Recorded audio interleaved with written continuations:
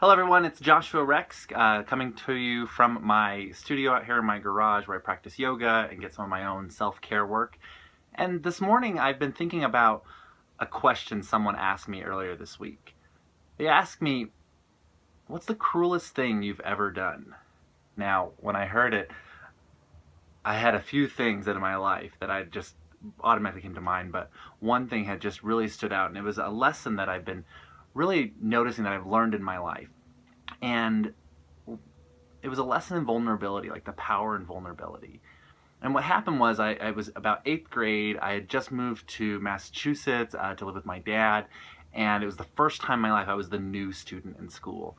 And so I got to be like the new kid, a kind of novelty, got some friends, got some people liking me, and I never had that experience growing up. And I rode the bus to and from school.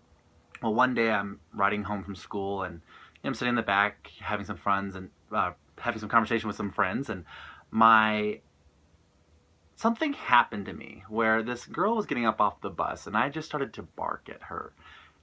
No reason, she never did anything wrong to me, just started to bark at her, and it started to like get everybody around me to laugh, and so I kept doing it. And I did that every day for a few weeks and never thought anything about it, just barked at her, and I started to think to myself, oh, maybe I shouldn't do this, but I don't know, just kept doing it. Well, one day fate happened where I had to actually sit down next to her, and I was stuck with her on the bus.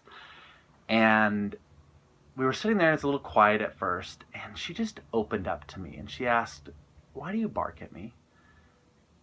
And I didn't have an answer. I just told her, I don't know. I just do it.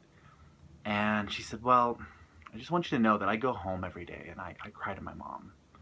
And I just cry. I just let it out. And as she started to say this, there was something inside of my 8th grade heart that just broke. And I apologized to her. And I said, you know what, I'm not going to do it anymore. And from that day on, we sat next to each other on the bus. We developed a friendship, worked on some stuff. But, you know, I think it was that moment in my life where I just had like an example of what it meant to be vulnerable.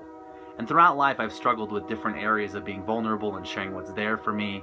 And something that has like kept coming back to me is like, if you can just share what's going on in your heart, you can actually have access to like creating a better relationship with that person over there.